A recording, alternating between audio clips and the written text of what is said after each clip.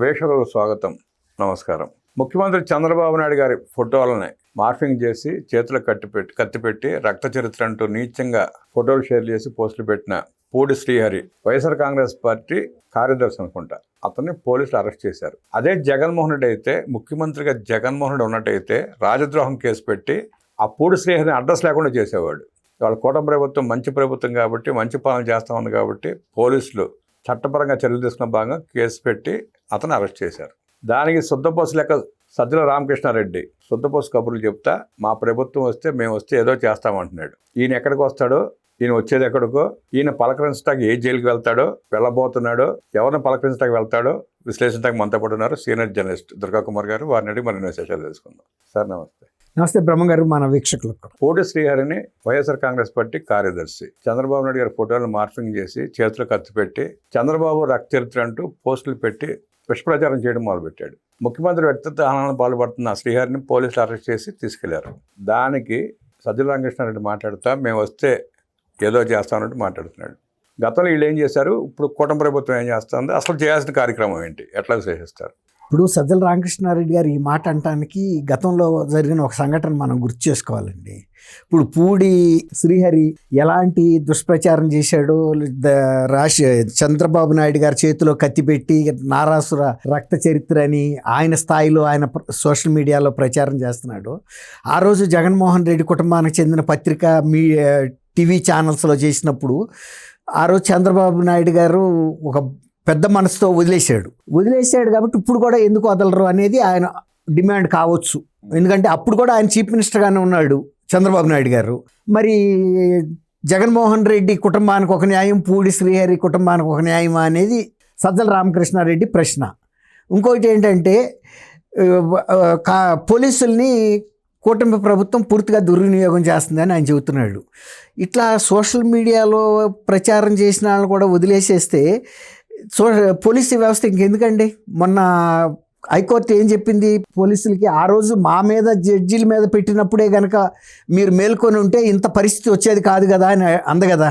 అట్లాగే ఇవాళ రామకృష్ణారెడ్డి మాట్లాడుతున్న మాటలు ఆయన డీజీపీ స్థాయి వ్యక్తుల్ని, అమ్మాయి జత్వాని, కాదంబరి జత్వానీని కిడ్నాప్ చేయించడానికి మేము పోలీస్ వ్యవస్థను పూర్తిగా పై స్థాయి నుంచి కింద స్థాయి దాకా ఉపయోగించుకున్నారు కదా అనే, ఆఖరికి వాళ్ళ సొంత ఎంపీని కూడా కస్టోడియల్ టార్చర్ పెట్టడానికి కూడా ఉపయోగించుకున్నారు.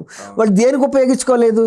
అలాంటి వ్యక్తులు ఇవాళ సోషల్గా మీడియాలో అరాచకం సృష్టిస్తున్న వ్యక్తుల్ని కుప్పం పోలీసులు వచ్చి ఇతను ఏం చేసేటంటే అతను వేసిన ఇవన్నీ చూపించుకుని కీర్తి పొందాలని రామకృష్ణారెడ్డిని జగన్మోహన్ రెడ్డిని కలిసి చూపించుకోవడానికి ఇతను వచ్చాడు తాడేపల్లి. వాళ్ళు ఇతన్ని ఎత్తుక్కుంటా వచ్చారు, ఇతని ఫోన్ నెంబర్ని ట్రేస్ చేసుకుంటా ఎక్కడున్నాడని. లేకపోతే కుప్పం పోలీసులు వచ్చి తాడేపల్లిలో అరెస్ట్ చేయాల్సిన ఏందండి? అతను అక్కడే చేసేయచ్చు.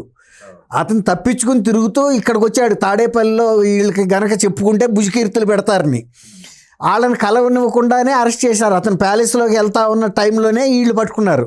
అంటే పోలీస్ వ్యవస్థ గతంలో లాగా లేదు. వాళ్ళు గమనించాల్సింది ఏంటంటే పోలీస్ వ్యవస్థ ఇదివరకు అంటే వాళ్ళని అసలు మేము చెప్పిన పని చేయండి, వెళ్ళి పడుకోండి, ఎవడొచ్చినా మీరు కేసు పెట్టక్కర్లేదు, ఎఫ్ఐఆర్ ఇష్యూ చేయక్కర్లేదు, అసలు ఇన్వెస్టిగేషన్ కూడా చేయాల్సిన అవసరం లేదు.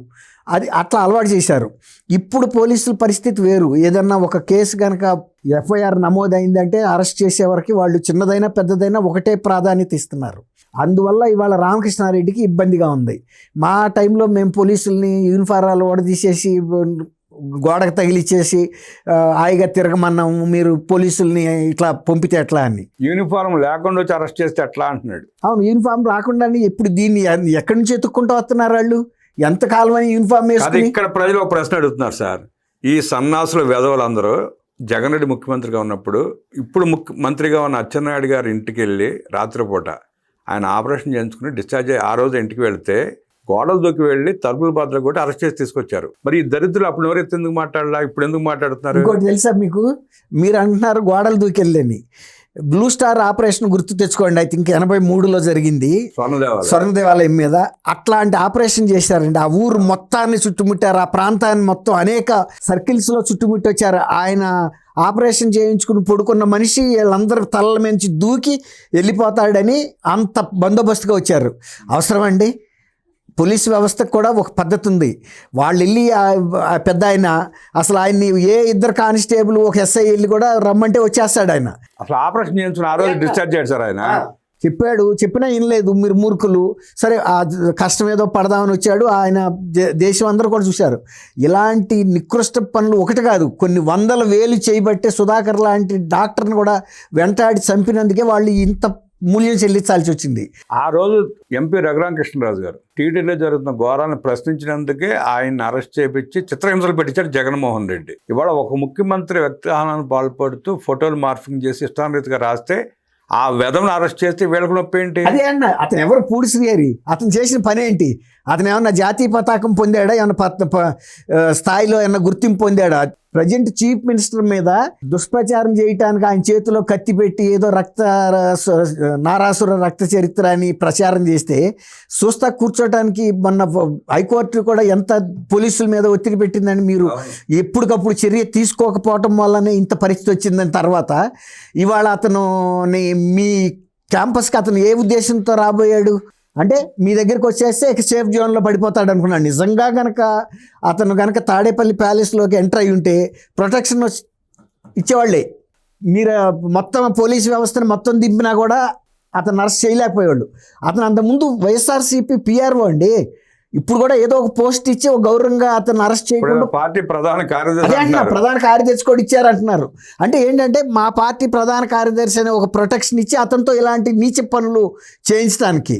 ఒక నీచ పని చేసిన తర్వాత అతను పార్టీ అధ్యక్ష స్థానంలో ఉంటే మాత్రం పోలీసులు ఎందుకు వదిలిపెట్టాలండి? ఇవాళ సోషల్ మీడియాని పూర్తిగా దుర్వినియోగం చేస్తున్నారనేది న్యాయ వ్యవస్థ కూడా ఆందోళన చెందుతుంది. ప్రజలు కూడా చాలా మంది ఇబ్బందులు పడ్డారు. తర్వాత ప్రతిపక్షానికి చెందినటువంటి వ్యక్తుల కుటుంబ సభ్యుల వ్యక్తిత్వ హననం కూడా జరిగింది. ప్రతి వాడు సోషల్ మీడియాని ఇట్లా దుర్వినియోగం చేస్తా పార్టీ పదవులు పెట్టుకుని అడ్డం పెట్టుకుంటే సజ్జల రామకృష్ణారెడ్డి లాంటి వాడు వచ్చి చెప్పడానికి అర్థం ఉండాలి కదండి. సజ్జల రామకృష్ణారెడ్డి మొన్న మాట్లాడిన మాటలతోనే మావి గన్ విషయంలో వాడికి ఒక మైండ్ చెడిపోయిందంటే వీడికి కూడా చెడిందా అని లోకం అంతా ఊసిపెట్టింది. ఆ తర్వాత జగన్మోహన్ రెడ్డికి ముఖం లేక తప్పించుకుని వెళ్ళినప్పుడన్నా ఇతను కూడా చెప్పాలి కదండి. నేను కూడా వెళ్ళి ఇంకో మాట కూడా చెప్పాడు, నేను ఈ సలహా చెప్పలేదని కూడా చెప్పాడు. చాలామంది ఇతన్ని అనుమానించారు, కానీ నేను మాత్రం చెప్పా సజ్జల రామకృష్ణారెడ్డి ఈ సలహా చెప్పి ఉండడు స్పాంటేనియస్గా అప్పటికప్పుడు. ఎందుకంటే గతంలో జగన్మోహన్ రెడ్డికి ఈ పేర్లు పెట్టడంలో, కంపెనీ పేర్లు పెట్టడంలో విశేష అనుభవం ఉంది. ఎందుకంటే కొన్ని వందల వేల బ్రీఫ్ కేస్ కంపెనీలు, బినామీ కంపెనీలని ఇలాగే సృష్టించారు. ఏదో ఒక పేరు ఏది మనసుకు వస్తే అది. అట్లాగే అక్కడ కూడా ఆయనకి అది మనసుకు వచ్చింది. మచిలీపట్నం మనసుకు వచ్చేది ఏం లేదండి. వీళ్ళు జాంబియా ఆఫ్రికన్ కంట్రీస్ లో బ్రాంతి తయారు చేస్తున్నారు.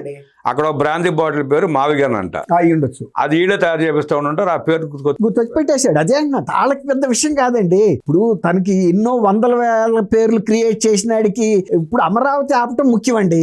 ఆ రోజు అమరావతి చట్ట రూపం తీసుకుంటుంది కాబట్టి దాని నుంచి ప్రజల దృష్టికి పెట్టడానికి ఈ మవిగన్ అని పేల్చాడు గాలిలోకి. జనం అందరూ పైకి చూస్తారు కదా, ఏంద్రా తుపాకీ పేలిందని. తుపాకీ పేల్చినాడిని అప్పుడు అన్నారు వీడికేదో మైండ్ చేయడి పేల్చాడు, ఇట్లాంటి తుపాకీలు పట్టించుకోవాల్సిన అవసరం లేదని. అందుకని ఆ తర్వాత ఎక్కడన్నా మవిగాన్ని సమర్థిస్తూ జగన్మోహన్ రెడ్డి మాట్లాడలేదు. ఎవరన్నా ఎదవలను ముందుకు దోశాడు. వెళ్ళినట్టు ఎదవై తిరిగి వచ్చాడు వెనక్కి ప్రజల ముందు. కాబట్టి సజ్జల రామకృష్ణారెడ్డి ఇంకా మళ్ళీ వచ్చి పూడి శ్రీహరి గురించి మాట్లాడుతున్నాడంటే, పూడి శ్రీహరిని సమర్థించావంటే అతను ఎంత ఎదవో నువ్వు కూడా సమానమైన ఎదవనే జనం ముందు అర్థమైపోద్ది కదండి. అట్లాంటి వాళ్ళని సమర్థించొద్దు. నువ్వు ఎవడైనా సరే చట్టం తను పని చేసుకున్నందుకు సంతోషించు, మౌనంగా ఉండు. లేదు దమ్ముంటే ఎస్ మావాడైనా మేము క్షమించము, తప్పు రాసినప్పుడు శిక్షించాల్సిందనే మాట మాట్లాడు దమ్ముంటే. అప్పుడు ప్రజల్లో నీలో ఏదైనా మార్పు వచ్చింది, వీళ్ళలో అంతరాత్మ పరిశీలన మొదలైన ఆత్మ పరిశీలన అనుకుంటారు. నేరస్తుడిని తరపున నేను బెయిల్ ఇస్తానని వెళ్ళే లాయర్లకు కూడా చాలాసార్లు బార్ అసోసియేషన్స్ కొన్ని నీచమైన నేరాలకి కనుక బెయిల్ ఇవ్వటానికి వెళ్ళిన సభ్యుల్ని ఆ బార్ అసోసియేషన్ కూడా బహిష్కరించిన సందర్భాలు అనేక ఉన్నాయి. వృత్తి అయినా బహిష్కరించారు. ఎందుకంటే అతి నీచమైన నేరాలు ఏ లాయర్ వెళ్ళి కూడా బెయిల్ పిటిషన్ వేయకూడదు. అట్లాగే ఇప్పుడు సజ్జల రామకృష్ణారెడ్డి పార్టీకి ప్రధాన కార్యదర్శి అంత పదవిలో ఉన్నాడివి, చీఫ్ మినిస్టర్ మీద సోషల్ మీడియాలో ఇట్లా నీచమైన వ్యక్తిని సమర్థిస్తున్నావు అంటే నీ వ్యక్తిత్వం ఎంతటితో తేలిపోయింది కదా. అంతే, కరెక్ట్, అంతే. కూటమి ప్రభుత్వం తప్పు చేస్తోందని అరెస్ట్ చేయాల్సింది పూడి శ్రీహరిని కాదు, సజ్జల రామకృష్ణారెడ్డిని, జగన్మోహన్ రెడ్డిని అంటూ విశ్లేషించిన దుర్గాకుమార్ గారికి ధన్యవాదాలు తెలియజేస్తూ నమస్కారం.